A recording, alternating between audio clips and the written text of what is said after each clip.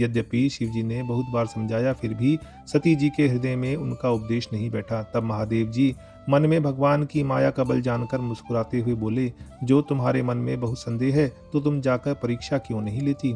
जब तक तुम मेरे पास लौट आओगी तब तक मैं इसी बड़ की छां में बैठा हूँ। जिस प्रकार तुम्हारा यह अज्ञान जनित भारी भ्रम दूर हो, भली भांति विवेक के द्वारा सोच समझकर तुम वही करना। शिव जी की आज्ञा पाकर सती जी चली और मन में सोचने लगी कि भाई क्या करूं, कैसे परीक्षा लूं। सती बार बार मन में विचार कर सीता जी का रूप धारण करके उस मार्ग की ओर आगे होकर चली जिससे सती जी के विचार अनुसार मनुष्यों के राजा रामचंद्र जी आ रहे थे।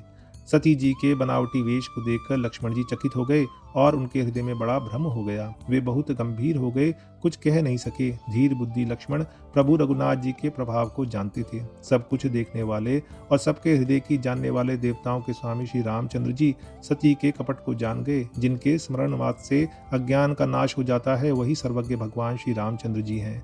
स्त्री स्वभाव का असर तो देखो कि वहां उन सर्वज्ञ भगवान के सामने भी सती जी छिपाव करना चाहती हैं। अपनी माया के बल को हृदय में बखान कर श्री रामचंद्र जी हंसकर कोमल वाणी से बोले। पहले प्रभु ने हाथ जोड़कर सती को प्रणाम किया और पिता सहित अपना नाम बतलाया। फिर कहा कि वृषकेतु शिव जी कहाँ है, आप यहाँ वन में अकेली किस लिए फिर रही हैं। श्री रामचंद्र जी के कोमल और रहस्य से भरे वचन सुनकर सती जी को बड़ा संकोच हुआ। वे डरती हुई चुपचाप शिव जी के पास चली। उनके हृदय में बड़ी चिंता हो गई कि मैंने शंकर जी का कहना ना माना और अपने अज्ञान का श्री रामचंद्र जी पर आरोप किया। अब जाकर मैं शिव जी को क्या उत्तर दूंगी। यूं सोचते सोचते सती जी के हृदय में अत्यंत भयानक जलन पैदा हो गई। श्री रामचंद्र जी ने जान लिया कि सती जी को दुख हुआ, तब उन्होंने अपना कुछ प्रभाव प्रकट करके उन्हें दिखलाया। सती जी ने मार्ग में जाते हुए यह कौतुक देखा कि श्री रामचंद्र जी, सीता जी और लक्ष्मण जी सहित आगे चले जा रहे हैं। इस अवसर पर सीता जी को इसलिए दिखाया कि सती जी श्री राम के सच्चिदानंदमय रूप को देखें, वियोग और दुख की कल्पना जो उन्हें हुई थी वह दूर हो जाए तथा वे प्रकृतिस्थ हों। तब उन्होंने पीछे की ओर फिर कर देखा तो वहां भी भाई लक्ष्मण जी और सीता जी के साथ श्री रामचंद्र जी सुंदर वेश में दिखाई दिए। वे जिधर देखती हैं उधर ही प्रभु श्री रामचंद्र जी विराजमान हैं और सुचतुर सिद्ध मुनीश्वर उनकी सेवा कर रहे हैं।